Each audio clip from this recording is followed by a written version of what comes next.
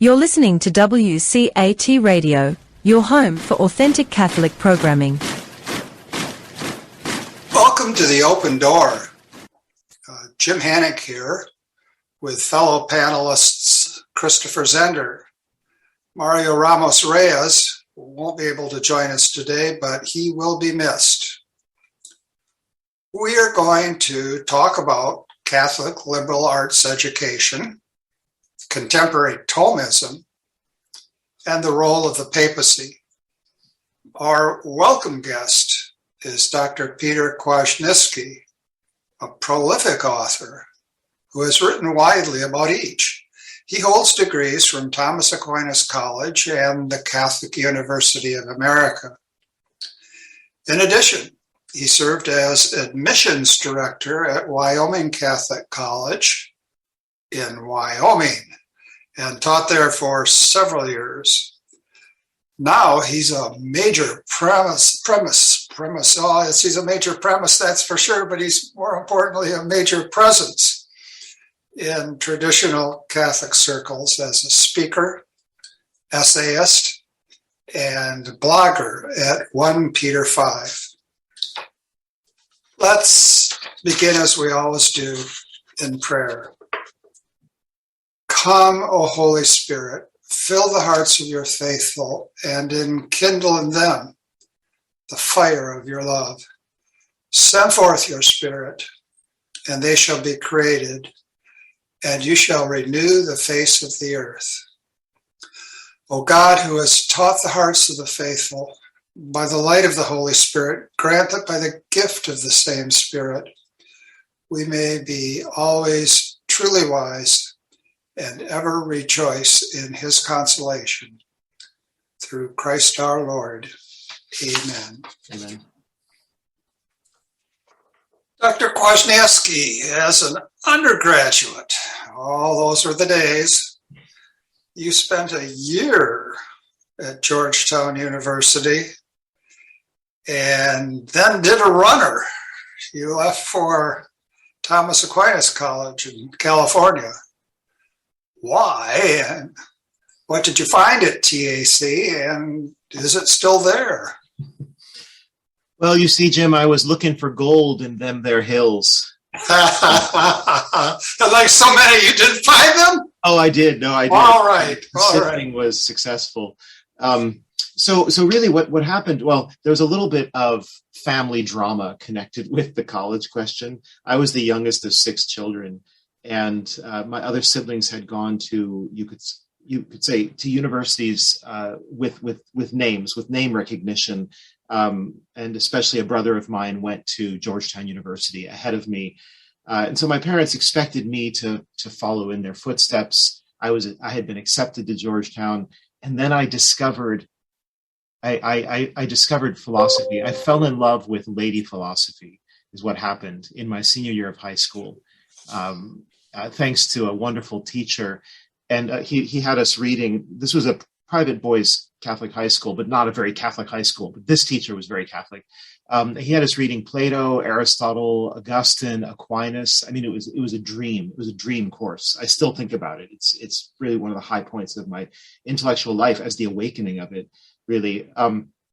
And I said to him, where can I go to study these kinds of authors? And they're wonderful. Why has this been kept from me? I probably wouldn't have understood it before, I was 18 anyway. And he said, if you want to study things like this, day in, day out, you have to go to Thomas Aquinas College. There's no other place. This was in the late 80s, okay, that he said this to me. And so I excitedly told my parents, hey, there's this little college in California where I can go and study philosophy and theology. And they thought that was a terrible idea. They did. And so it became a real drama. And so I said, look, to keep peace, I'll go to Georgetown and try it out. They have a liberal arts seminar. I would be put into this track. They said they were going to be reading great books. So I'll try this out. But I'm still going to keep TAC in reserve in case, Georgetown doesn't work out. So they thought I would forget all about California once I got into my classes. But what happened is I got to Georgetown, and it was a great experience, a great life experience. I got into the liberal arts seminar with a bunch of other freshmen, who had never studied anything serious before, as far as I could tell, at least philosophically speaking. And they threw us into 18th and 19th century authors. They were having us read Kant, Hegel, Marx. I mean, it was so out of order. These students were completely confused. They had no idea what these modern philosophers were criticizing from the past, because all philosophers are in dialogue with one another, going all the way back to Socrates and the pre-Socratics. So I was sitting there in class as a baby, tiny baby philosopher myself, who had just barely scratched the surface of ancient texts, saying to them, oh, well, this is what he must be referring to. So I ended up having to meet with my fellow freshmen to try to explain things to them, because they were so confused. And I just, that was on the intellectual side. That made me realize Georgetown has no, at least for whatever reason, this liberal arts seminar has no coherence, no order. They're doing everything upside down. Maybe they're just trying to confuse people and make them into relativists. I don't know exactly what the strategy was. So even though I learned some very interesting and important things in those classes, I realized this is all wrong, and I do need to start over. But then there was the social side of Georgetown. It was one party after another. The students, as far as I could tell, most of them were not very serious about being students. They just wanted to be serious about partying. And the dormitories were mixed men and women. And I'm not even going to go into some of the things that I had to deal with in that kind of situation. It was really unsavory. And so I thought, this place is a disaster morally, and it's a disaster intellectually. So this is not a place to get an education. And therefore, I agree with people who say modern universities in general, with rare exceptions, are not a place where you can get an education. James, what's his name? James Matthew Wilson, right? He says that too in his book, The Vision of the Soul. He was a guest here with us, yes. Now, at Georgetown, did you ever even so much as hear the name of Father Jim Shaw? I knew that he was there, and I met him, but I didn't take any of his courses. That's one of my regrets, partly because I was enrolled in a program where everything was required. So I had no room for electives. So yeah, that was the big disappointment. I knew that he was fighting on the side of the angels. And there were a few people on the faculty there of whom you could say that. But those were not the teachers that I had. Now, you know that Christopher Zender, who's looking puzzled as always, actually had a daughter who went to your next stop, Wyoming College. And so I'm going to let him ask you some questions about that equine institute. In fact, she said you were one of her favorite professors. So. Oh, she was a favorite student. So, and I'll have to add too that Peter composed some music for a poem she wrote that we used to perform we had a small choir at our parish in California. So there's a lot of connections here. Yeah, well, maybe you can tell us about Wyoming Catholic College. I know you're not there anymore. And how is it like TAC? How is it different? What are the Yes, well, so there was a saying that went around for a while. I don't hear it so much anymore. Wyoming Catholic College is TAC with horses. Yeah. I think that's it's extremely superficial, as any kind of one-line saying is going to be, it's not really true. I guess the reason why somebody would put these two colleges immediately into the same category is that they are the only 4-year integrated great books liberal arts programs in the United States. They're the only ones. That is to say, if you want to come to a school where your 4-year curriculum is fully set out in front of you, and it consists almost entirely of what we call the great books, then TAC and WCC are the only two institutions that do that in this country. The only two Catholic ones. Obviously, there's St. John's in Santa Fe and Annapolis. And I think that there might be some other. It seems like there are always other colleges that are in formation that are trying to do the same thing. So we'll have to see if those work out. St. Kateri is forming in New Mexico. It's supposed to be a great books program. as well. And then I think there's some kind of university in Texas that's forming a kind of secular great books program. So certainly the idea is out there, but I think right now it's just those two. The main differences, I would say, are these. Thomas Aquinas College puts a lot of emphasis, I would even say to an external point of view, an unusual amount of attention on mathematics and sciences, mathematics and natural sciences. So you have 8 semesters of each of those subjects. And it's very intense, very intensive. I think, when I was there, and I'm sure it hasn't changed, there were always at least a third of the students who were completely baffled by, especially as you got into the higher levels of the science and math courses, just baffled by what's going on and having a really hard time understanding it with, and therefore needing many late night sessions with the class genius who tried to explain everything to you, which you couldn't figure out from the seminars. So there's a strong emphasis there. Wyoming Catholic College pulled back on that. They have quite a bit less, I would say about half the amount of math and science courses. But in their place, they have put, I would say, a greater emphasis on literature and reading literature as literature in the kind of John Senior integrated humanities program tradition. So not reading literature rapidly as a kind of mine for philosophical ore, where you talk about generic things, but really looking at literature closely and carefully in a poetic way. So I think there's a lot more emphasis there. There's emphasis on the trivium, so more attention given especially to rhetoric and grammar as arts. And so I would say there's a more literary flair, a more poetic flair. The students memorize about 50 poems over the 4 years, which is also part of the legacy from the Kansas IHP program. And so the students at WCC, you can stop a senior and you could say, okay, recite me a Gerard Manley Hopkins poem, and boom, God's Grandeur is right there, or some other poem by Hopkins, or recite some Wordsworth for me, or give me some Shelley, okay, Ozymandias, right? So I think I find that the students are more humanistic. They have a more humanistic formation.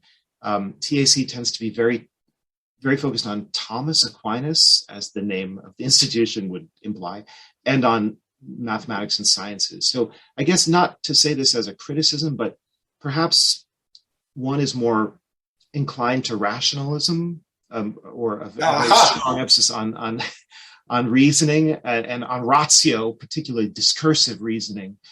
Whereas I think that WCC, at least at its best in its vision, is trying to get more at the intersection of poetry and philosophy, of contemplative wisdom, intellectus. I'm just thinking about what Pieper says about these things. But I guess a critic could say Wyoming Catholic College's curriculum is more eclectic. It doesn't have as unifying a vision as TAC's. It almost is more departmental. That is, at TAC, you get a very strong sense that everybody is doing one program with one vision.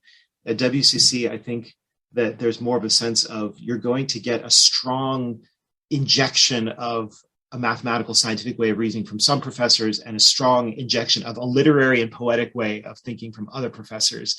And the student, therefore, becomes more of the integration point. That is, I think at WCC, it's the student who has to do a lot of work of integrating what he's getting from these different tracks of the program.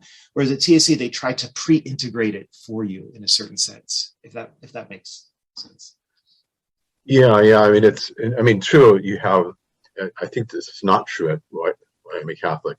TAC, every tutor eventually is supposed to teach every course. So whether he is actually particularly good at Lavoisier or not, he's going to teach Lavoisier. Yes. Whereas at Wyoming Catholic, right, there's more departmental focus. Yes. Now, that's an interesting thing, because at TAC, on paper, the theory is that every tutor should teach every subject. And many of them have taught most of the subjects. A few of them have even done every subject, like Tom Kaiser, I think, was the first one who had taught everything. And that's amazing. And that's a wonderful achievement. That's how you produce, so to speak, a Renaissance man, somebody who's comfortable in all of these areas with all of these great authors and ideas. But it's true, as a student there, I had some wonderful experiences and some terrible experiences, depending upon whether the tutors were really well equipped for or not for teaching a particular subject. At WCC, they don't really talk about departments because the ideal still is the liberally educated man who is familiar with everything. So there are faculty members who have taught in multiple disciplines. I taught in philosophy, theology, art history, and music. And I have friends who've branched out just as widely as that. So we really want that. And the faculty have seminars among themselves where they read and discuss works from different disciplines together. So they're definitely working on that integration on the faculty. But yeah, what you say is true. There's a more specialized field. The other thing I would be remiss in not adding one final note about Wyoming Catholic College. Well, it doesn't have to be a final note, but I'll just mention it. The outdoor program is really unique and innovative there. I think when people hear about outdoor program, they think, oh, okay, so you go car camping once in a while. No, it's much more intense than that. The freshman orientation is a 3-week backpacking trip in Wyoming, in some of the last true wilderness areas of this country. And I saw my son did that program. My daughter did it. I have very close firsthand experience of the transformation that 3-week trip brings about in students. It has an incredible effect on them, both practically in terms of what they learn about their own abilities and their own limits and their need for help and how to get help and how to communicate and how to lead, because all the students have to take turns leading, but also on a speculative or a contemplative dimension, the Milky Way galaxy that they see at night when they're out 50 miles away from any light bulb. They have these experiences that enable them, when they come to read Homer or Virgil or Dante, they have imaginative content that modern people just don't have anymore for the most part, right? And I think, this is part of the John Senior vision, is give young people an encounter with reality before you sit down and read books that are talking about reality, right? Right. And I think that's amazing. I see, Peter, a plus and a minus in your description. The plus is WCC, Wyoming, is not so much in the grip of Laval Thomism and Charles Conondike. And Christopher, of course, will see that as a minus, but I see that as a plus. Now, the minus I see is your students are going to have a greater exposure to ticks. Do you mean? I hope you're guarding against that. Yes. Well, no, there's certainly some of the things they do. It's not just the 3-week backpacking trip, but also subsequent to that, all the students are required to do at least 2 weeks of outdoor activities every year, which are like rock climbing, mountain biking, whitewater rafting, canoeing, fishing trips. All kinds of things. Some of them very strenuous, and some of them quite risky too. The risks are reasonable risks, but none of these activities are free from risks.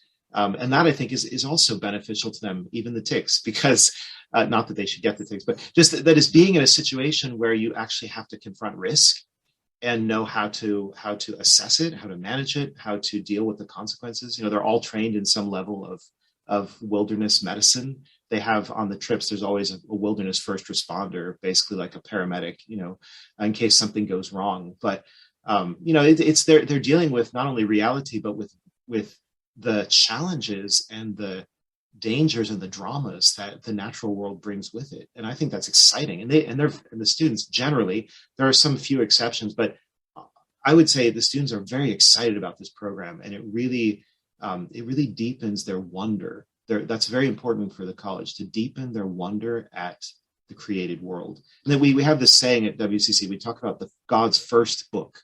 God's first book is nature. His second book is scripture, right? You can't read the second book well if you haven't taken any time to try to read the first book. And I'll vouch for this much. My daughter, Clotilda, it was never an outdoors girl. We used to call her our Jane Austen daughter. Yeah. And her idea of outdoor, I think, was picnics. If she's listening to this, she's probably going to be upset, but with her old dad. But she did the 3 weeks wilderness journey. She wrote a journal of the whole thing for us while she was out there. Actually put pictures in with it and everything. And she did it, and she was very proud of herself for doing it. I think it helped her self-confidence.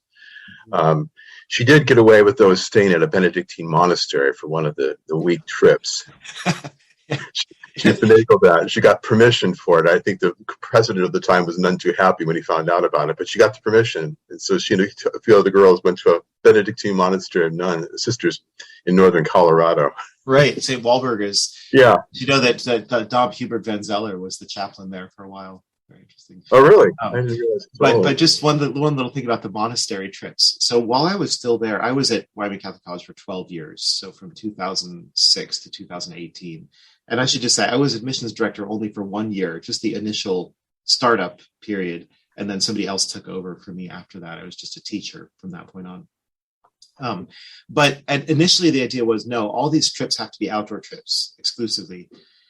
And as time went on, faculty would ask, well, why can't some of these trips for credit, because the students do get some credit for these trips, why couldn't some of them be a different kind of poetic experience? John Sr., back in the day in Kansas, he would take his students to a monastery.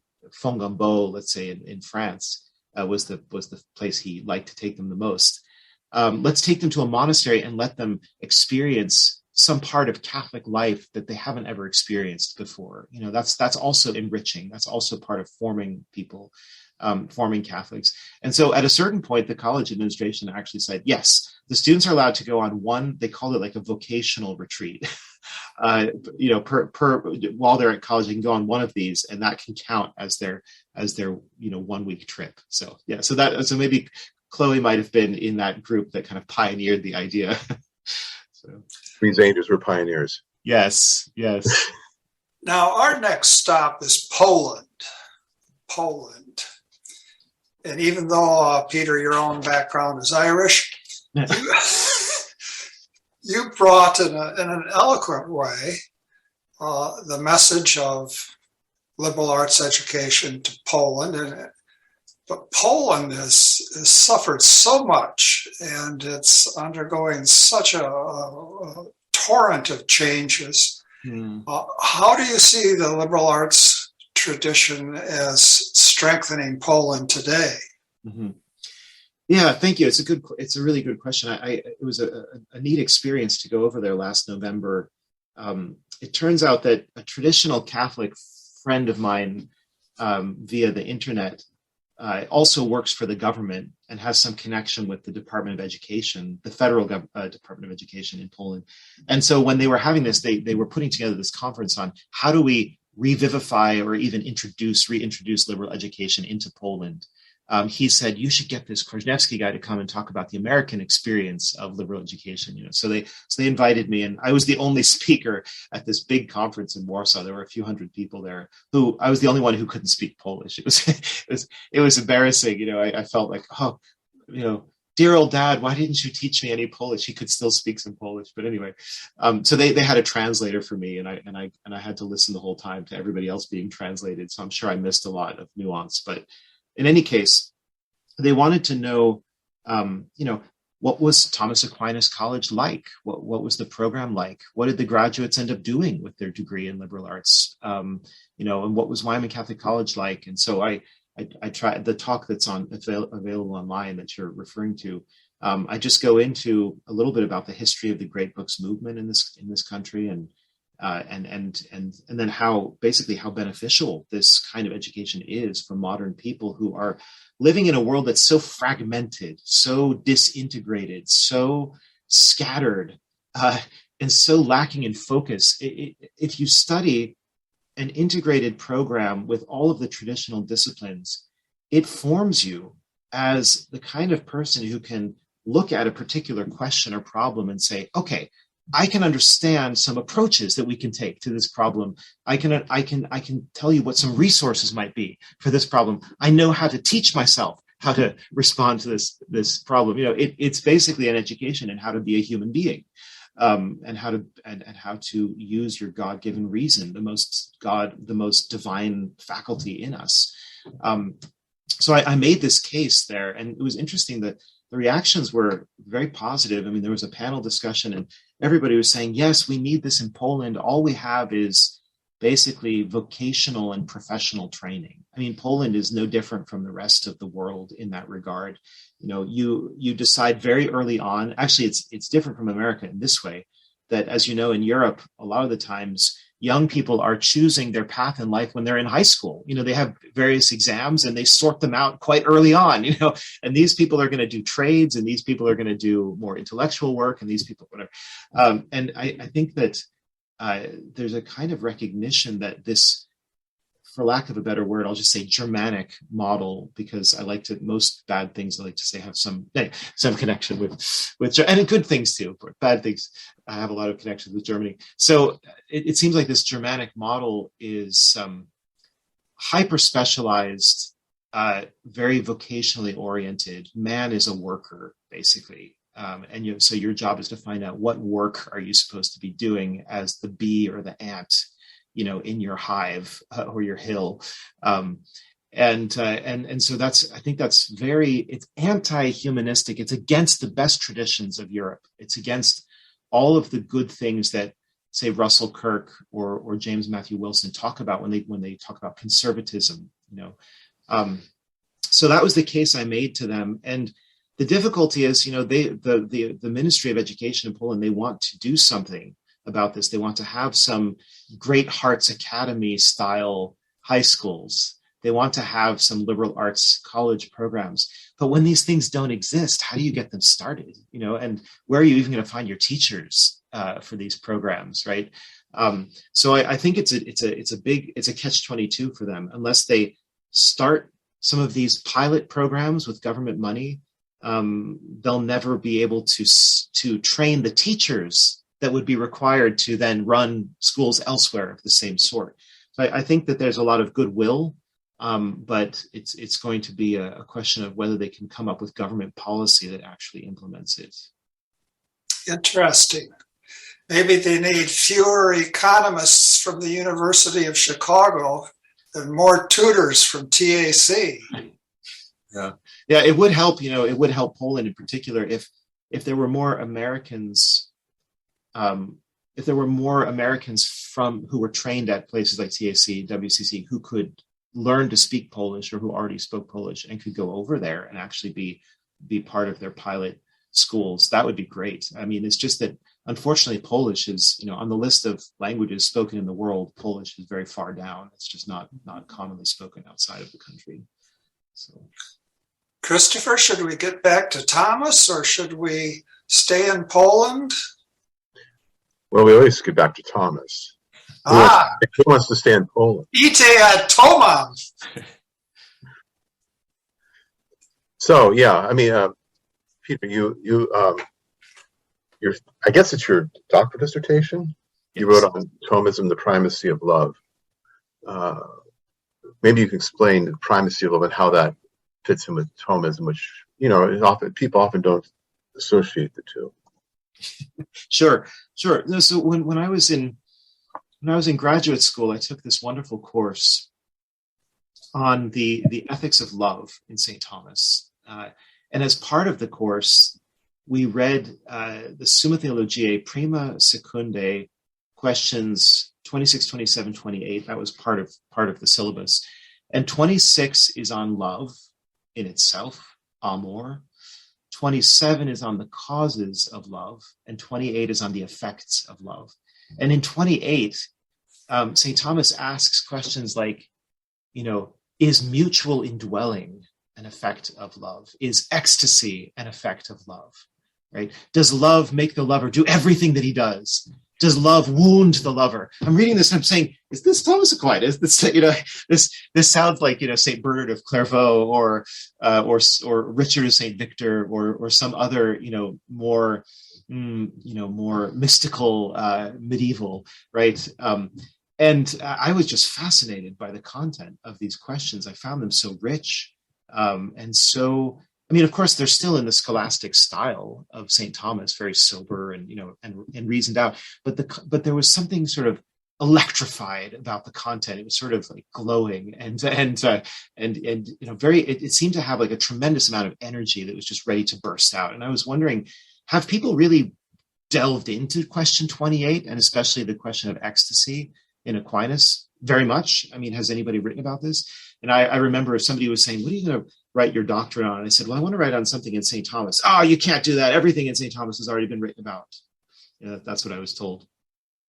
So I began to look around and I discovered, apart from brief descriptions or mentions here and there, nobody had written a full-length study on ecstasy in Aquinas. And I began searching the databases and I found out, so he talks about it in the Sentences commentary early on. He talks about it in scripture commentaries in the Summa. I mean, it's all over his works. It's not a major theme, but it's all over the place, right? So there's really something here that needs to be tracked down. And that's why I ended up doing my doctorate on that. And then many years later, it's almost painful to say how many years later, I took the dissertation, reworked it, and then finally published it as a book with Emmaus Academics. It's called The Ecstasy of Love and the Thought of Thomas Aquinas. So what is going on here? Well, ecstasy for Aquinas refers to the condition. It's psychological, it's spiritual, it's quasi-metaphysical, but the condition of standing outside of yourself, outside of your consciousness, outside of your self-love, in love for another, or in knowledge of another. So ecstasy can be both cognitive and appetitive or volitional. It can have to do with the order of knowing or the order of loving, willing. And Thomas describes the different ways in which love of the good, which is external to us, not identical to us, love of the good outside of us pulls us out of ourselves, and does that, as I say, both in terms of our consciousness, where we're putting our mind, and also in terms of our actions, what we're acting for or acting toward. And I think what's wonderful is the way that Thomas explains that because God is man's good, he is the supreme good, he is the summum bonum, the infinite good, man by his very nature is ecstatic. That is to say, he's ordered by nature outside of himself to rest in another and to be carried out of himself into another. And that's also true then, that kind of ripples down throughout the order of creation, that man by himself is incapable of self-perfection. He relies on others, especially, let's say, on a spouse, on a friend. Children rely on their parents. Subjects rely on their rulers. I mean, there are all of these relationships where men are pulled out of themselves in love or in reverence towards another, or in care for another. It can be both inferior to superior, superior to inferior. And human perfection is very much bound up with this going out of oneself, either towards one above or towards one below. And it just seems to me that all this is very exciting intellectually. I mean, just to recognize that although Thomas prizes reason so much, and he prizes this idea of self-perfection, that his notion of reason and his notion of self-perfection are much broader and much more open than one might think initially. Doesn't the principle that the good is diffusive of itself play a key role here? Yes, it does. It does. Basically, I mean, the way I look at it is this, or the way Thomas looks at it is this: a being that is only good, and that's God. God alone is good, as Christ says. A being that is only good and needing nothing is only going to be in a position of largesse, of generosity, of ecstatic giving, right? And that's for Thomas, that's God. God is this sort of fountain of life and of being and of goodness. And therefore he even dares with Dionysius to attribute ecstasy to God. Right? God goes out of himself, as it were, in love for those whom he creates. And that's the bonum diffusivum sui, that is the good that pours itself out. Just because the good, almost you could say, almost by definition, the good is that which seeks to share itself. And we see this even in human life. When we have good news, we want to rush and tell somebody else about it, right? If we're brought up well, and we're not selfish people, when somebody gives us a candy bar, we want to share the candy bar with other people, right? So if you're in love with wisdom or with some kind of science, you want to become a teacher and tell other people about it and make them into scientists as well, or into lovers of wisdom. So the good is diffusive of itself. When you're dealing with creatures, however, they have not only a wealth of goodness in them, but they also have exigency, neediness, poverty. And in fact, that's more fundamental to the constitution of a creature, is its neediness, because everything comes from God. Everything's made ex nihilo. So we're kind of hovering between nothingness and being, and God is holding us in being. So we're very needy creatures. And we need food and drink and air, and we need laughter, and we need reason, and we need meaning, right? So we're very needy beings. And it's this structure of wealth and neediness that makes ecstasy possible, right? I would think, Christopher, that this dynamic animates a lot of the literature that you work with. Literature I work with? Not quite sure. That you write and read and teach. Oh. Yeah, I think what Peter says is true about the desire to share what you know, in particular. That's what motivates people who want to write, I think. Fame and that sort of thing do often do. But I guess that's a perversion of that. Mm-hmm. Yeah, the desire to share what one has learned, to share what the fruits of one's imagination. It's not satisfying just to do it for oneself. One could write a book just for oneself, just for the joy of writing a book, but there's always going to be a sense of disappointment if no one else reads it. Yes.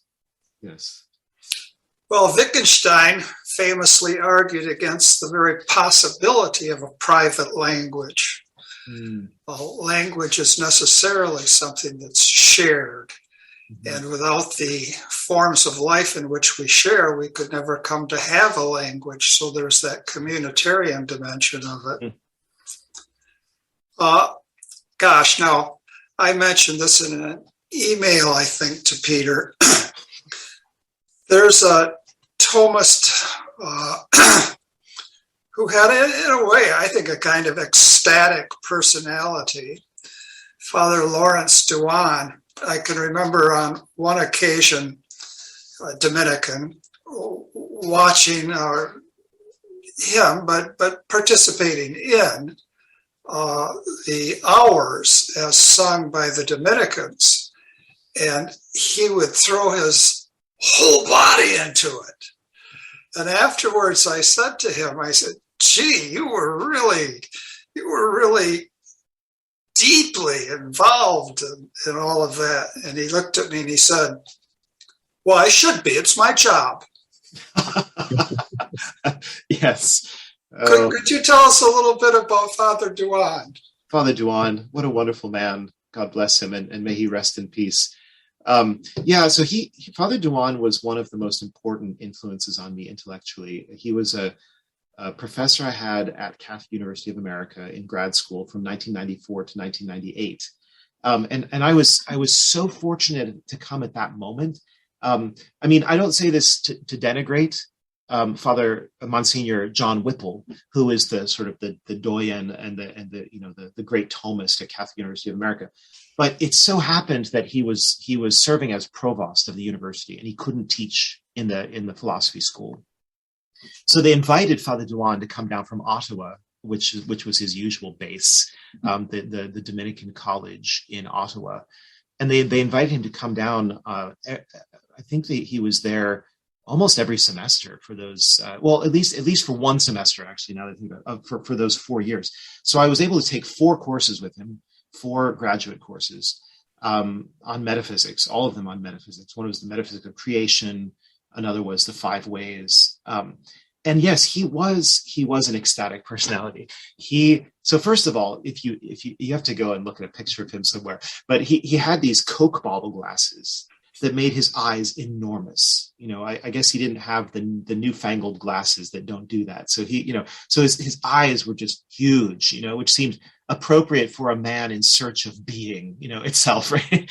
And he would lecture these with such illumination and such penetration, and what, as far as I could tell, an encyclopedic knowledge of Aquinas. I mean, he could just refer instantly. Oh, yes, in the Secunda Secundae, question 64, Article 3, I think it's the reply to the third objection. St. Thomas says this. I mean, he could do this for all of the works of Aquinas. It was astonishing. But more importantly, it seemed like there's that saying from Edna St. Vincent Millay, right? Euclid alone has gazed on beauty bare. I feel like Father Duan had gazed on, being, on ends and essay bare, right? And he was just kind of sharing with us simpletons back in the cave. He was coming back from the outside world and telling us, what he had seen. So it was just thrilling to be in his classes. And it was also amusing too, because every time a student asked him a question, and he was very good about letting students ask questions. It wasn't a discussion method at all, but we could ask questions, and he would think for a moment, and he would say, I have an article on that subject. And then he would tell us what the article is, and we'd write it down and go and look up the article and read it. So I have this stack at home of Dewan articles, it's like a foot high of things that I looked up because he recommended them, his own articles, but he wasn't, egotistical about it. It was just, he was like a pure lover of wisdom. And so he was just giving us the shortcut to whatever, question we had. He gave us the shortcut, to the work on it. But I think that Father Dewan, he is an underappreciated Thomist. Certainly everybody who's serious about metaphysics has heard of him and probably read one or another article by him. But I think, and I've done a lot of reading in this area, I think he is hands down the greatest Thomistic metaphysician of the 20th century. And I say that, with giving full weight to all of those words. He fortunately published towards the end of his career. He was the kind of person who was a volcano of articles, but he never really thought too much about collecting them and making them, conveniently locatable for people. So towards the end of his career, he finally did put together a couple of collections. And I knew you were going to ask me about him, so I pulled these out of my shelf. This one's called Form and Being, Studies in Thomistic Metaphysics. This one is just essential reading for anybody who's interested in the metaphysics of St. Thomas. You have that too, Jim, I hope? I'm looking for it right now. Doggone it. And then there's this one called Wisdom, Law, and Virtue, Essays in Thomistic Ethics. This one's from Fordham. The other one's from Catholic University of America Press. I bet my cover looks a lot like your cover. This one is just masterful. For example, there's an essay in here where Father Dewan explains how, for St. Thomas, the whole moral life it's not about, being moral in a Kantian way, doing your duty. It's not about just obeying the commandments of God, though that's there, of course. It's not about, feeling good about yourself or whatever. It's about equipping yourself for the contemplation of wisdom. That's what it's about. And he makes it very clear that this is St. Thomas's understanding as well. In a certain sense, morality for human beings is ancillary to the real point of what our life is about. Being moral is inherently good. I'm not saying it's an instrumental good, but it's what you're trying to do is to clear obstacles from your life and the lives of your friends, because this is a communitarian endeavor, so that you can seek God in knowledge, in prayer, in appreciation, in leisure, basically. If you're not a moral person, if you're caught up in various vices, then it clouds and obstructs your path heavenward, your path Godward. I think it's just so important to see that. Servet Pincares talks about this, and there are other people who talk about this as well. But I think Father Dewan does an especially good job with that theme. So we could say that the moral life, from a certain perspective, is a life of development. development that opens the way to contemplation, and contemplation is participation in a life that is forever developing. We have God as, after all, pure act. So there's a consummate development there, which, by way of easy and natural transition, as one of my teachers used to say, leads us to the question of the development of doctrine.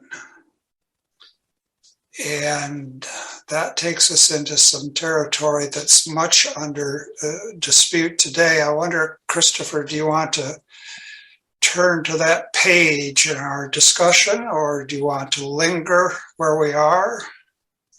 Well, might as well turn. I think we've said we can't, not that we can say everything we can about Thomism. But yeah, the whole idea of development of doctrine, we've discussed that on the show quite a bit. So maybe more in particular, the role of the church, the role of the papacy in particular, in guarding that development of the doctrine. You have a book called The Road from Hyper-Papalism to Catholicism. And in some of what you've written, I've seen you tend to disparage the term ultramontane. Historically has been at least a mark of orthodoxy. Maybe you can explain what you mean by hyper-papalism and what's wrong with ultramontanism. Mm-hmm. Sure. Yeah, no, I think, it's good. I feel as if, I'm always trying to learn from people who object to me. And so I feel that I've learned from Roberto de Mattei, who's a friend of mine, and also Jose Ureta, whom I only know by correspondence. They both objected to me a while ago when I was using the term ultramontanist in a pejorative sense. And they said, look, the historical origins of that term, it's a more neutral term. It's even a favorable term in some sense. You shouldn't use it that way. And so I've been gravitating towards the term hyperpapalism, or even just papalism, because the ism there has a slightly pejorative sound to it, in order to just say, look, I don't want to get bogged down in the historical moment of the 19th century ultramontanists. I want to talk about a more general phenomenon that's developed out of it as an exaggeration of it, as a kind of almost a hypertrophic version of ultramontanism. And so that's why I've come up with this other term, which I think the unusualness of the term hyperpapalism, makes people stop and think, what exactly is going on here? What do we mean by this? But the ultramontanes, in the 19th century, Vatican, really, this is a question that's connected with Vatican I, and what some people call the spirit of Vatican I, because there is a spirit of Vatican I, just like there's a spirit of Vatican II. And at the time, 1869, 1870, you have revolutionary ideology in Europe, anti-clerical, anti-Catholic, anti-papal, and that's just spreading everywhere through the Western world. It had been spreading, and it was still spreading and causing huge amounts of damage. And the popes, from Gregory the 16th onwards, Gregory the 16th, Pius IX, Leo the 13th. These were popes who were fundamentally anti-revolutionary, counter-revolutionary, anti-liberalism. All you have to do is read their encyclicals to see this: the Syllabus of Errors, Immortali Dei, etc., Mirari Vos. And so the papacy at that time was the great defender of Catholicism, of Catholic orthodoxy, of Catholic tradition, of European heritage, right? So if you're going to defend the faith, you have to rally to the throne of Peter. You have to exalt the authority of the Pope, and you have to do just what the Pope says. That's the key to theoretical and practical unity among Catholics, confronting the ravages of modernity. Okay, so that's the view. That's the ultramontane view. It has a lot to be said for it in its historical context, right? The one thing that the ultramontanes didn't seem to have taken seriously enough, they had a very lofty, almost Platonic notion of the papacy, that the Pope would always be a valiant upholder of orthodoxy and faith and morals, unquestionable. There's no question that that's the case. And so it could never be harmful to augment the authority of the papacy, or to bestow upon it, or to consider that it has, in a sense, an absolute monarchical authority over everything in the church. That could never be harmful, right? And there were already some voices, like Newman, John Henry Newman, most famously, who were saying, I don't know if it's such a good idea to say to a man, even be he the Pope, that he has absolute authority over everything in the Catholic Church, right? What if we don't have a Pius IX on the throne? What if we have an anti-Pius IX on the throne? Is that possible? Well, it's hard to see that there's anything in Revelation or in the tradition of the Church that would prevent you from having a renegade Pope. In fact, there have been instances of popes who have at least dallied with heresy, even if you don't want to call them full-out heretics. There are popes who have been cowards and weaklings, who have made terribly imprudent decisions, and there have been immorally horrible popes too. So the history of the Church is not exactly all saints, papal saints, right? Although there are many papal saints. So this is why at Vatican I you did have this minority group, although it was a sizable minority, that were loosely associated with Gallicanism, but really with a more old-fashioned view of tradition belongs to the whole Church. It's something that is spread out everywhere in all local churches. There's a kind of intense focus of unity on the chair of Peter. The role of the chair of Peter is a role of unity. But tradition and basically the Church doesn't just belong to the Pope. It's not his, as it were, private or personal possession.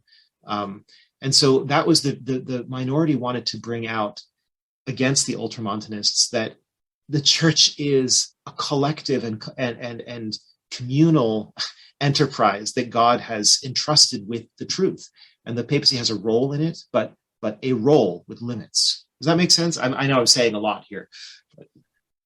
Yeah, it makes sense. I'm not sure.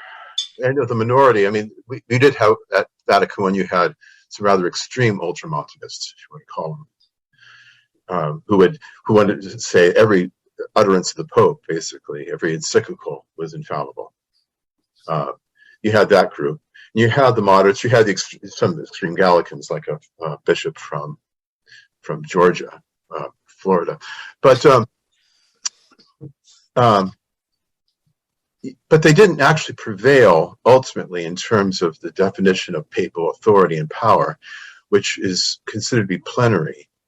I don't know. I mean, I consider myself an ultramontane. I know a lot of people are ultramontane. I don't see that any of us would say that the Pope has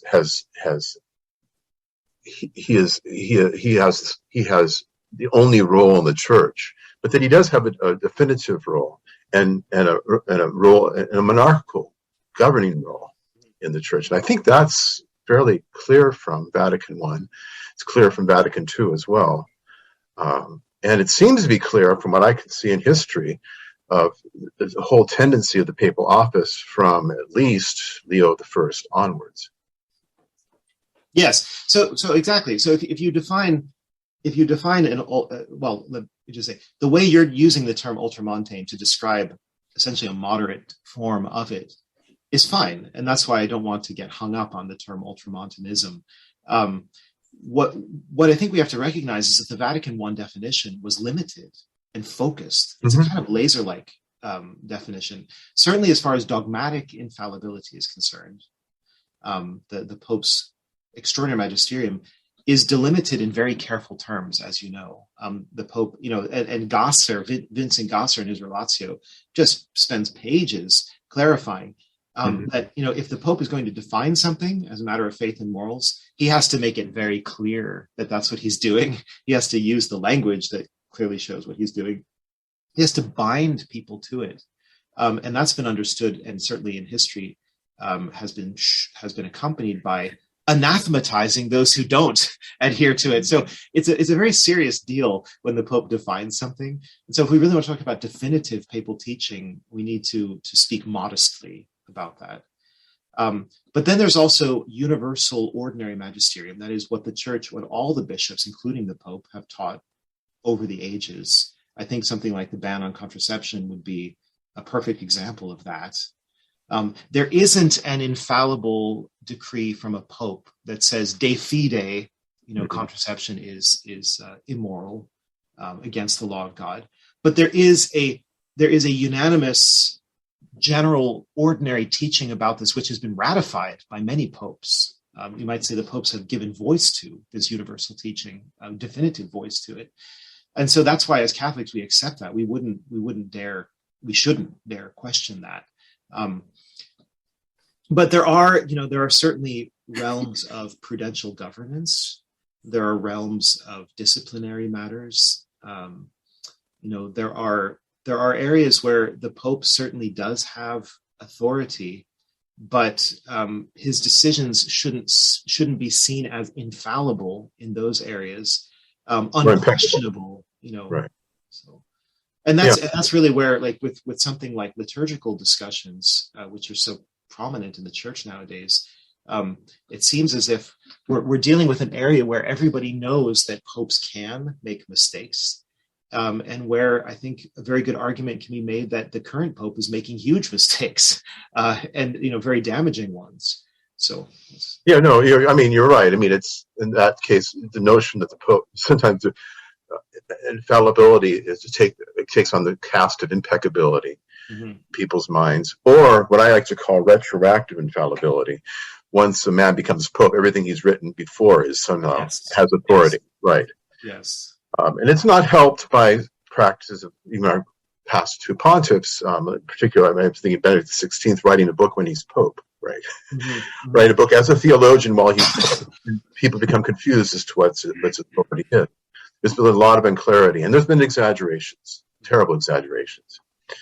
I guess what I would put it like this: it seems to me that the healthy Catholic attitude is not to say about any given question, I don't know what to think, and the church doesn't really know what to think, but the Pope knows what to think, and we're going to ask, and we're going to look at what he says, and what the current Pope says about X, Y, and Z is what I'm going to hold about X, Y, and Z, as if there's no other source of information or knowledge about what Catholicism consists in, and that seems, and it's not a caricature, because people like Massimo Fagioli and Austin Ivory, there are people out there with prominent social media platforms who are promoting this kind of limitless ultramontanism, or, basically Pope Francis is like the Delphic oracle, and he's God on earth, and whatever he says, we all have to bow to it. I mean, that seems to be profoundly un-Catholic. Let me take a test case, if I could be a Batynsky, reflecting my Polish background. You've been critical, Peter, of Francis's position on capital punishment. Mm-hmm. And you haven't been alone by any means in criticizing that view that he proposes. But I think much of the tradition with respect to capital punishment among theologians in the Catholic Church has been Thomistic. Has been Thomistic. Yes. In a way that perhaps reflects hyper-Thomism. I have a paragraph here that I've had recourse to on various occasions from the Summa, and it seems to me to be directly related to capital punishment and just deeply mistaken about something fundamental, namely the nature of human dignity. And let me take a couple minutes to read this paragraph. As I say, it's from the Summa. Thomas says, "By sinning, man departs from the order of reason," to which I say amen. But now here's what follows. "And therefore falls away from human dignity. Insofar as a man is naturally free and exists for his own sake, and falls somehow into the slavery of the beasts, so that he may be disposed of according to what is useful to others. What's that? So that he may be disposed of according to what is useful to others. Therefore, although it be evil in itself to kill a man who preserves his human dignity, nevertheless, to kill a man who is a sinner can be good, just as it can be good to kill a beast. For an evil man is worse than a beast. Mm-hmm. Now, it seems to me that that kind of reasoning, whether in the foreground or in the background, has led to what until recent decades was the dominant position with regard to capital punishment. And so we also have this view that the criminal, someone guilty of capital crime, is like a gangrenous limb, literally rotten, and can be cut away for the good of the person who was not rotten. But in fact, I think the deeper teaching within Christianity has always been that each and every one of us is made in the image and likeness of God. And each and every one of us is capax Dei. We are capable of a union with God. And in light of this, I think someone like Germain Grisey, who spoke of the need for a consistent ethics of life, was very much on target in arguing that we ought to think through to the deepest foundations of our position on capital punishment. And we should think through all the way back to, let's say, Genesis and Cain and Abel. Cain thought that he would be an apt object in the eyes of others to be destroyed. And God chose a different course altogether. The mark of Cain, well, yes, this person should be marked, but this person ought not to be destroyed. And nonetheless, what we have in the development of the Mosaic laws, every manner of offense could justify capital punishment. So we have the woman taken in adultery who's about to be stoned. Well, that was just wrong. And I think we could see as a legitimate development of doctrine that there's something wrong, apart from cases of direct self-defense, in which case the intention is always to stop the aggressor, not to kill the aggressor, although the aggressor might very well be killed. The intention is to stop the aggressor. Apart from cases of self-defense, we ought to think very, very carefully about what we take to be the ultimate grounds of human dignity. And in light of that careful thinking, we ought to now turn against capital punishment, even as parallel in the course of the development of Catholic thought, starting with St. Paul and Onesimus. There's something about being a human being that renders one inviolable, and it takes us a long time to figure out what a violation would be. I think if St. Paul were here today, he wouldn't send the trafficked person back to the owner and tell him, gee, you can do better than this. What he would do is try to figure out a way to restrict that kind of relationship from the get-go. Mm-hmm. So I know there's a lot going on here, and as I said before we started, we can always go a little bit over. And so I'm going to give you, Peter, I'm going to give you 1 minute. Yes. Respond to that. I'll give you as much as you need within reasonable grounds. Yeah, that's like anyway, it reminds me of Raymond Arroyo. When I'm on his show, he always wants me to say everything in 30 seconds, which is rather difficult to do.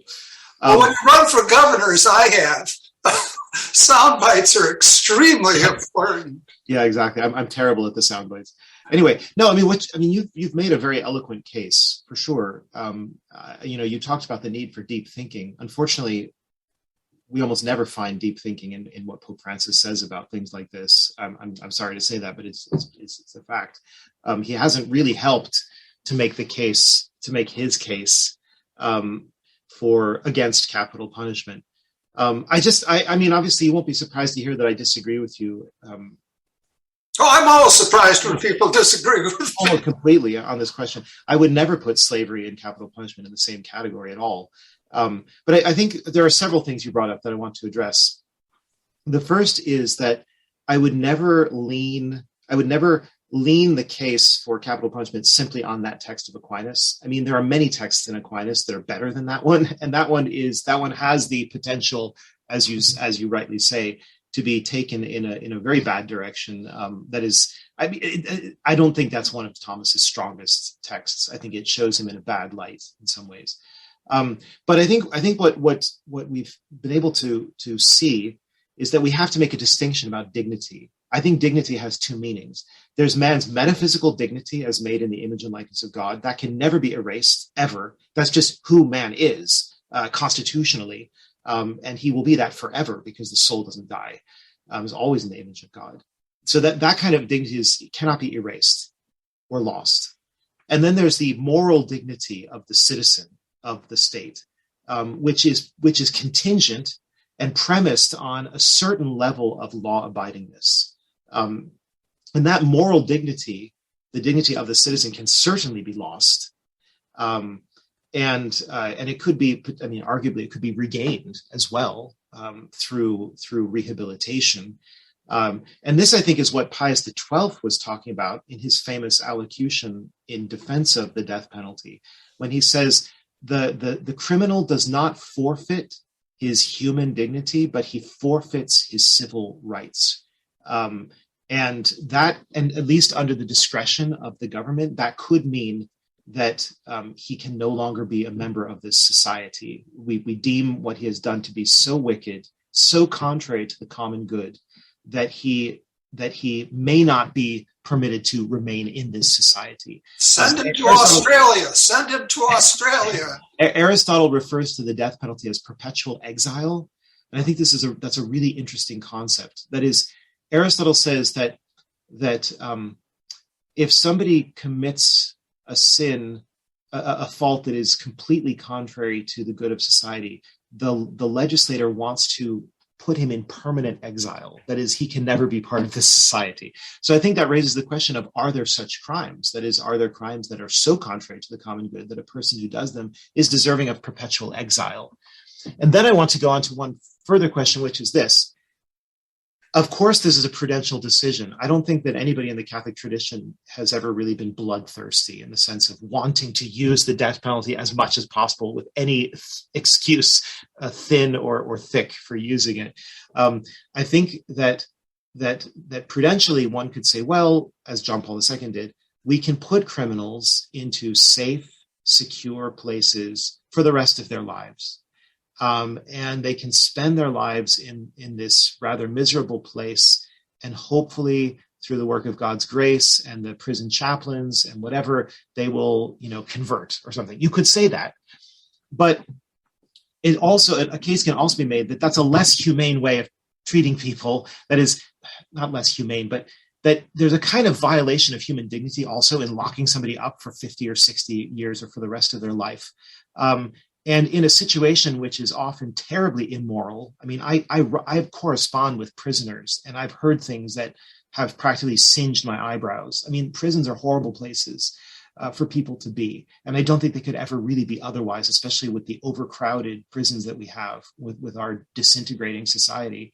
And what history shows us is many cases of criminals who, when confronted with the fact that they're going to die tomorrow or next week, have converted. That was what it took to convert them. Like, oh, shoot, I have blown my life on crime. I better reconcile myself with God. Please call a priest. I want to go to confession, or all the priests you see at the guillotines, with the crucifix, like, okay, are you ready to go to confession or at least kiss the crucifix, right? What is more in accord with human dignity a point that I would bring up. Yeah, I would say, Yes, please. I would think that there are lots of, it's true about deathbed conversions or guillotine conversions. But there are also cases where people confronted with death have refused, particular heretics and the like. I don't think, what's interesting, when you look at the old catechism, the old Roman catechism, from the Catechism of the Council of Trent, what you'll find is that the justification for the death penalty is actually the defense of society, the safety of society. It's not a kind of abstract writing of balancing of right, balancing justice and injustice, right? I see that in John Paul II's revision of the Catechism. I see that reflected where he basically says, he doesn't dismiss the possibility of the death penalty. He says, but under these circumstances, given the circumstance we have today, which is, of course, prudential judgment, it's more in accord with human dignity not to execute criminals. I don't think, Pope Francis's revision is confusing. It's very badly stated. I think one can see it as it's basically saying the same thing John Paul II said, though with a different emphasis. Why he thought he had to revise it is anybody's guess. But I think the way we can bring these things together is that if we look upon the death penalty as a way of defending the society against people who are particularly dangerous, of course, in order to use the death penalty, even in that case, it had to be just. You couldn't simply defend society against pickpockets, or in the same manner, in order to keep pickpockets out of bad jails, kill them, right? Mm-hmm. It has to be based on justice. But if we look upon it as a defense of society, I can see where the development of these notions makes sense. But that in a way that is not contrary to tradition. I guess, I didn't really ever have a problem with John Paul II's approach because it remained in the prudential domain of saying that, really in a way to say we're able to contain criminals now in a way that wasn't possible in earlier centuries when there were brigands going around and confronting stagecoaches or whatever. So we're able to deal with this problem, and it's more consistent with the way modern people think. That even to me is a prudential argument because modern people might not necessarily be thinking as clearly as they could, but it might still be a better idea not to, in a sense, fly in the face of conventional wisdom, at least if it's not inherently wrong. But the problem I have with Pope Francis is that in his catechism revision, he has one footnote. And the footnote is to his own speech and nothing else, because there is no other source. It's the magisterium of me, is what I call it.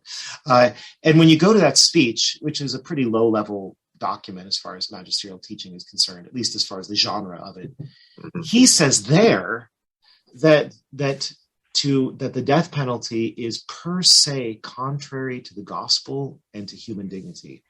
Now, that is what First Things magazine, when they published an open letter that was signed by, 70 people or something, saying, "Dear Holy Father, please rescind this change." That's what they were objecting to, is the claim that the Catholic tradition, and I would say Scripture too, because I think Scripture's witness on this is certainly, at very least, ambivalent. It's not simply anti-capital punishment. I think it's more favorable to it than against it.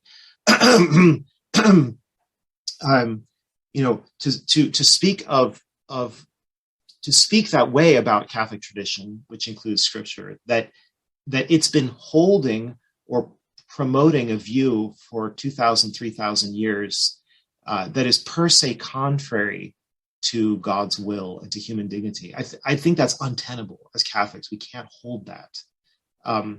So that's where I think that's really where the rub is. Yeah, when I read I understand reference to the speech. It's the footnotes to an actual quote from the speech. that the death penalty is inadmissible because of attacking the viability and dignity of the person. That occurs in a third paragraph, which begins with consequently, which follows from a second paragraph, which lays down basically prudential reasons why death penalty doesn't fit. So I think what he's basically saying, I don't think this is terribly different from John Paul II said, is that because of these circumstances in the modern world, it's the gospel would insist that we not execute criminals. Yeah, I mean, I don't know. I think it's clear, but it's. I can't really buy that, because I think that the argument he gives in that speech basically amounts to saying there is no imaginable or conceivable world in which this would be a legitimate thing. And at that point, you're not just saying in modern times or because of modern prisons or whatever. You're just saying inherently, even if the world in some future, Mel Gibson apocalypse, is back to stagecoaches and brigands and people are blowing each other away and so on, I think they would say, no, death penalty is inadmissible. You can't do that.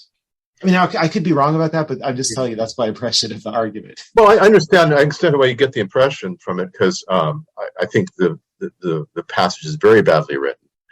And it's really unclear exactly what role that quote has in the third paragraph. Mm-hmm. My only contention would be is I'm not sure that we're not, because he quotes that speech, we're meant to take that what he argues in that speech is to be taken as part of the catechism. Rather, I see. So, Yeah. Let me interject here. Is everybody good for another 10 minutes? Sure, we can talk for a few more minutes. Okay. Yes. Not that I would like to see the whole 10 minutes given to this topic, because after all, we have to get to politics. But my view is, I think perhaps the abolitionist or maximalist view here. I think that Aquinas was just wrong on capital punishment. It seems to me the framework of his thought was overly Aristotelian. It involved a mistaken view of the common good. I think the common good has to always include the good of each and every person. It has to be carried over to the good of each and every human person. And I think it's a mistake to suppose that we can distinguish between metaphysical dignity and moral dignity. After all, Pace Emmanuel Levinas, who thought that we ought to begin philosophy with ethics and then work towards metaphysics, I think it's really the reverse. Metaphysics is determinative, and if metaphysically we have a profound and inviolable dignity, I don't think that there's any way of changing that in order to appease the state. And now, in terms of what John Paul II actually said in 1998, and Cardinal Laddaria cites this, in 1998 he says, "A sign of hope is the increasing recognition that the dignity of human life must never be taken away, even in the case of someone who has done great evil. Modern society," here's the prudential thing, "has the means of protecting itself without definitively denying criminals the chance to reform." Right away, then he continues, "I renew the appeal I made most recently at Christmas for a consensus to end the death penalty, which is both cruel and unnecessary." And so what's primary here is the increasing recognition of human dignity. Now, in terms of development, there's a huge difference between development and cross-species evolution. We're not going to do any cross-species evolution if we're talking about development. But I think what we're looking at is, again, in a fresh way, the ultimate sources of the dignity of the human person. And those ultimate sources are such that even 2,000 years of essentially Aristotelian confusion on this point take priority. Now, that said, I'm perfectly happy to have a rebuttal of a few minutes, but there are politics to consider. No, I don't I don't feel the need to try to rebut that. I mean, you've made a very good case. Other people like Ed Fazer, whom you probably can't stand on this topic. On this topic, but we're good buddies on most topics. But other people have made, I think, a very strong case in the other direction. So, I mean, this is a classic example of headbutting. But I would just add one thing, which is that there is, let's face it, there is a group of theologians, bishops, cardinals in Rome, and not just in Rome right now, who are really they're absolutely stuck in the 1970s. Their model is back to the 70s, or their motto, and they are trying to reconstruct moral theology. We can see this in the way the Pontifical Academy for Life was gutted, the way that the John Paul II Institute for Marriage and Family was gutted, and now in recent days, you probably saw the news about a new book.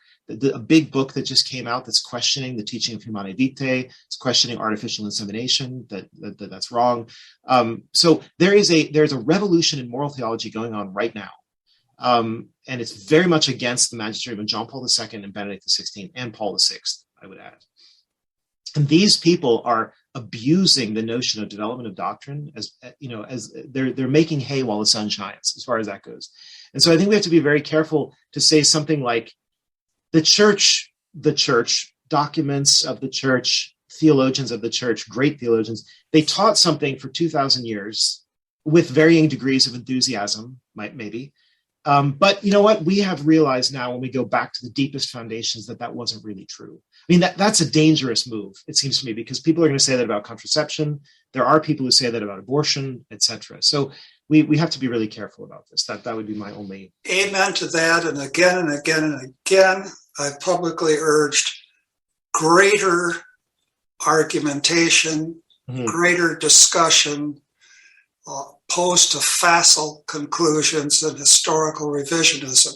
I'm opposed to historical revisionism, which doesn't mean to say at all that sometimes historically people got it wrong. Now, let's go ahead in the few minutes remaining to us.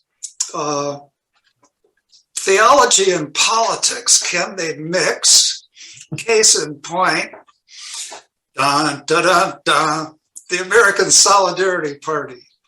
Mario and Christopher and I are all card-carrying members, not that we actually issue cards, of the Solidarity Party. Do you think we're bonkers, or do you think there's something there, or you haven't had a chance to look us up yet? No, I don't know your platform, if I can use that horrible expression well. Obviously, knowing the people who are involved, I have a sense of what you would be. I'm sure that you think favorably, for example, about distributist principles. Oh, yes. So, and I mean, I'm a huge advocate of distributism, and I've been friends with Thomas Stork for decades, and so I'm very familiar with. Another member. And so, I mean, I have said for decades that one of the faults of Americans in general is that the first thing they ask is the question, can it be done, and not, is it true? And so, I mean, our pragmatism and our activism, which can get a lot of good things done, and often much more than happens in Western Europe with its socialist, statist tendencies. Nevertheless, there's a handicap to being pragmatic and activist in that sense. And that is that people say, well, look, we just have to work with the structures we have, structures of sin. Okay, but that's what we've got. We have to work with those. So you have to be either Republican or Democrat, and that's the only thing. And it seems to me that this is a sort of defeatist way of thinking. It's a way that puts action in front of truth, kind of like in Goethe's Faust, not in the beginning was the word, but in the beginning was the deed, right? And I think that's really erroneous, and we can see that it's erroneous in the history of America, because we have had evolution in historical parties, just not recently, you know. So I certainly would hold out the hope that maybe as the Democratic Party just becomes more and more savagely irrational. I mean, I don't know how else to put it, but the Democratic Party seems to me to be just becoming a party of radical individual rights of any sort whatsoever, which will extend to transgenderism and transhumanism and who knows what else. I think that the Democratic Party is in a process of decomposition right now. And the Republican Party is also in a process of decomposition, because now you have, I mean, James Matthew Wilson is really good about this, pointing out the difference between economic conservatives and philosophical conservatives, you know, or however you want to phrase that. And so you've got now so-called Republicans who are in favor of gay marriage or something. What is that? You know, that makes no sense whatsoever, right? So maybe, I guess we can hope that these parties will just kind of blow themselves up somehow, and that would make room for something like the Solidarity Party. That's great. That's great. Christopher. Well, yeah, I don't hold a lot of hope that the Solidarity Party is going to win any election anytime soon. Not even in California with their stellar gubernatorial candidate. Even though fewer people voted, we got more votes in the second try. Really? Yes, we got 3,000 more votes, even though the percentage of the registered voters who voted was cut in half. Maybe more. That just isolated the crazy people more, I think. But I entertained that hypothesis myself. No, I mean we are. I mean the whole society is breaking down. It's not just the parties, and we're collapsing on all sides. So it's not surprising the parties are going the same way, and the Republicans generally, in some ways, many ways, follow where the Democrats lead. So who knows? Later on, there might be transgenderism, more advocacy for transgender in the Republican Party than there already is. Mm. But yeah, it's but part of it. I mean, it's a cultural problem. Ultimately, what we face is we're a deracinated people.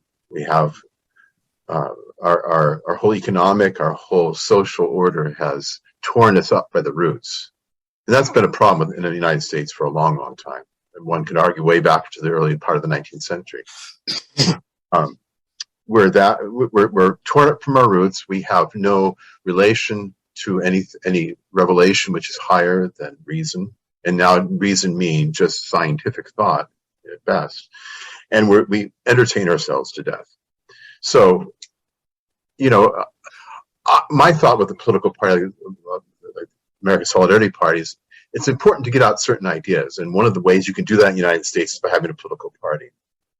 But ultimately, what we need to do, and what the church needs to do, is we have to have evangelization again. We have real evangelization, not just, I don't know what evangelization means today half the time. It means having real evangelization. Yeah, I guess. Our diocese is talking about evangelization. We have a pretty good diocese, but it's very unclear exactly what they mean by that. But it's going to be reconversion, really. It's going to be reconversion. Mm-hmm. And the church has to become serious about that. But then the church has to become serious about a whole lot of things before that as well. Yes. And we need to be as serious as ever about the gospel of our Lord Jesus Christ. And we always end with the gospel for the day. This is a very short gospel from Matthew. At that time, Jesus exclaimed, "I give praise to you, Father, Lord of heaven and earth, for although you have hidden these things from the wise and the learned, you have revealed them to the childlike. Yes, Father, such has been your gracious will. All things have been handed over to me by my Father. No one knows the Son except the Father, and no one knows the Father except the Son, and anyone to whom the Son wishes to reveal him. Come, Lord Jesus, come." Thank you so much, Peter, for joining us. Thank you, Jim and Christopher. It was most enjoyable. All right. Yeah, well. God bless, and sorry to have stolen a half an hour extra of time. Oh, not a problem. Follow the argument where it goes, even if it goes on and on. Indeed. Take care. Thank you. Yeah, God bless. Hello, God's beloved. I'm Annabelle Mosley, author, professor of theology, and host of Then Sings My Soul and Destination Sainthood on WCAT Radio. I invite you to listen in and find inspiration along this sacred journey we're traveling together to make our lives a masterpiece and, with God's grace, become saints. Join me, Annabelle Mosley, for Then Sings My Soul and Destination Sainthood on WCAT Radio. God bless you. Remember, you're never alone. God is always with you.